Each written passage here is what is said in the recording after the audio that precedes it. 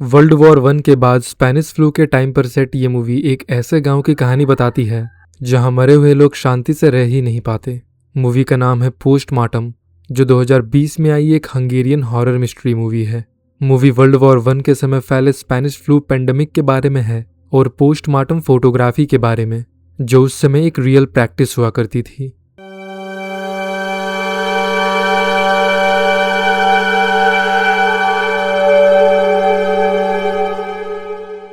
Movie की शुरुआत होती है वर्ल्ड वॉर वन के बैटलफील्ड से। हर जगह डेड सोल्जर्स पड़े हुए हैं और इन्हीं में से एक सोल्जर है थॉमस। वॉर में एक पावरफुल एक्सप्लोजन के बाद थॉमस को मरा हुआ समझ लिया जाता है और उसे दूसरे डेड बॉडीज के साथ मास ग्रेव में फेंक दिया जाता है।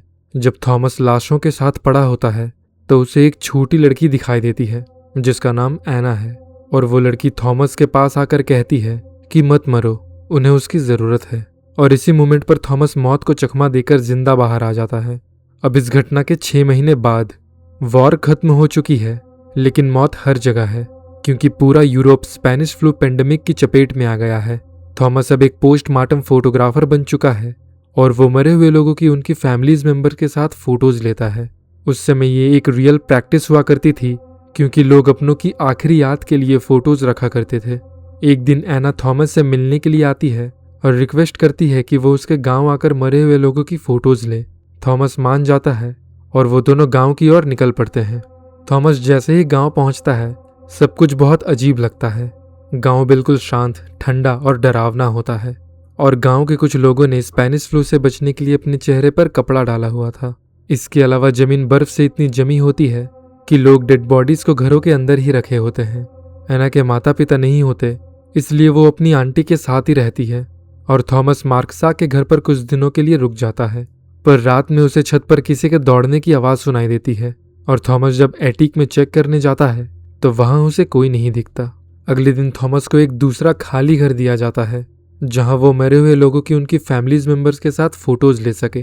तो गांव के लोग एक एक करके डेड बॉडीज को लाते हैं और थॉमस उन्हें तैयार करके उनकी फोटोज लेने लगता है। थोड़ी देर बाद एना भी आ जाती है और वो थॉमस को बताती है कि उसका जब जन्म हुआ था तो वो मरी हुई पैदा हुई थी, पर उसकी आंटी ने जब उसकी पीठ पर जोर जोर से रब किया तो उसकी सांसें वापस आ गई। अब इसका थॉमस के साथ क्या कनेक्शन है ये आपको एंड में पता चलेगा। आगे थॉमस जब सारी फोटोज को डेवलप कर रहा होता है तो उसे सभी फोटोज में कई सारे साए नजर आते हैं। तभी अचानक बाहर से लोगों के चिल्लाने की आवाज आती है और थॉमस जब बाहर आकर देखता है तो एक घर में आग लग चुकी होती है और एक औरत बुरी तरह से जलकर मर जाती है। थॉमस इन सबकी फोटोज ले लेता है और घर आकर उन्हें डेवलप करने लगता है और उन सभी फोटोज में भी थॉमस को साए नजर आ रहे होते हैं। एना उसे बताती है कि ये साए पेंडेमिक में मरे हुए लोगों की हैं जो उनसे नाराज हो गए हैं।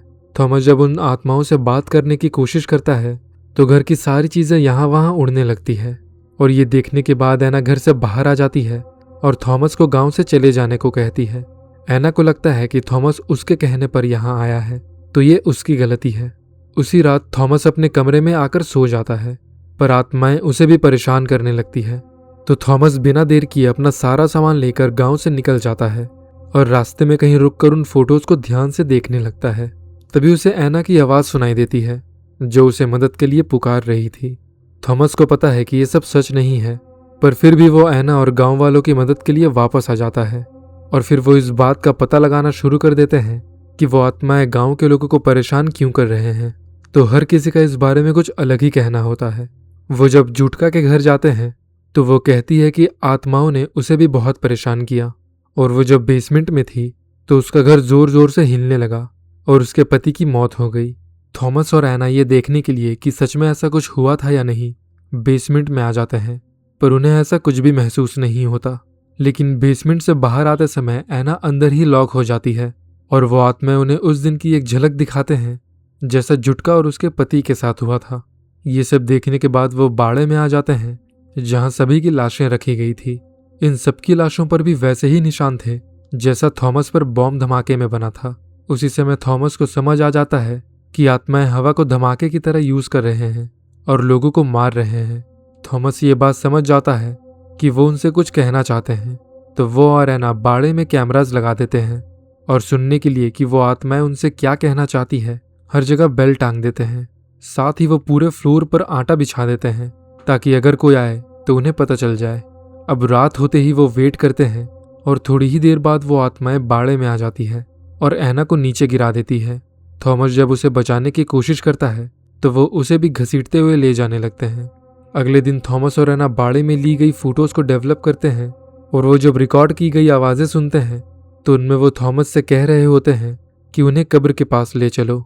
दरअसल उन आत्माओं को शांति नहीं मिली थी और वो चाहते हैं कि थॉमस उनकी लाशों को दफनाकर उन्हें शांति दिलाए, क्योंकि ये काम बस वही इंसान कर सकता है जो मौत को महसूस करके वापस आया हो। उन फोटोज में थॉमस को एक घर का नक्शा भी दिखाई देता है जहां जाने पर उन्हें एक और फैमिली की लाश मिलती है। ये देखकर सारे लोग इकट्ठा हो जाते हैं और वो आत्माएं अब एना की आंटी को भी पोजेस कर लेते हैं। वो थॉमस के पास आकर यही कहती है कि वो उन्हें कब्र के पास लेकर चले जाए। उसी समय उन्हें एना कहीं भी दिखाई नहीं देती और जब एक औरत उनके घर पर जाती है तो देखती है कि उसकी आंटी मर रही है।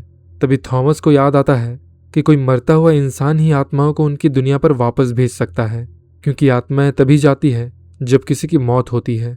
इसलिए थॉमस सभी को कहता है कि बाड़े से लाशें ले आकर एना की आंटी के पास रख दे। कुछ लोग इसका विरोध भी करते हैं पर उनके पास कोई और रास्ता नहीं होता, इसलिए जैसा थॉमस कहता है वो वैसा करते जाते हैं। थॉमस जब एना को ढूंढने बाड़े में आता है तो देखता है कि उन आत्माओं ने एना को भी पकड़ लिया है, जो उसे घसीटते हुए घर की ओर ले जा रहे हैं। और जैसे ही सारी लाशें घर में आ जाती हैं, पूरा घर जमीन के अंदर धंसने लगता है और दीवारों से पानी आने लगता है। थॉमस किसी तरह एना को बाहर निकाल देता है पर खुद अंदर ही रह जाता है। घर में पानी भरने से थॉमस डूबने लगता है और एक अंधेरी सी जगह में आ जाता है जहां उसे वो सारे लोग दिखाई देते हैं जिनकी लाशें घर में मौजूद हैं। तभी एक औरत एक रस्सी लेकर चिमनी से घर के अंदर आती है और थॉमस को बाहर निकालती है, पर थॉमस सांस नहीं ले पा रहा था क्योंकि वो जिंदगी और मौत के बीच में फंसा हुआ था। थॉमस थोड़ी और गहराई में जाता है जहां उसे एना दिखाई पड़ती है और तभी वो सारी आत्माएं एक साथ आ जाती है और उन्हें मुक्ति मिल जाती है, जिसके तुरंत बाद थॉमस को होश आ जाता है और वो वापस से जिंदा हो जाता है। सब कुछ खत्म होने के बाद थॉमस गांव से चला जाता है और आंटी की मौत के बाद अब एना भी उसके साथ रहने का डिसाइड करती है। वो गांव से थोड़ी ही दूर आए थे कि उन्हें एक दूसरे गांव से चिल्लाने की आवाज़ें सुनाई देती है, तो शायद वो अब इस गांव में जाकर उन लोगों की मदद करेंगे। और इसी के साथ ये मूवी यहीं खत्म हो जाती है। मूवी में बस एक ही डाउट आता है कि क्या वो आत्माएं गांव वालों की थी, तो इसका जवाब है नहीं। वो आत्माएं पेंडेमिक में मरे हुए लोगों की थी जो गांव वालों को परेशान कर रहे थे। आशा करता हूँ कि आपको ये वीडियो पसंद आई होगी। ऐसे ही और भी वीडियोस देखने के लिए सब्सक्राइब कीजिए हॉरर फोबिया को।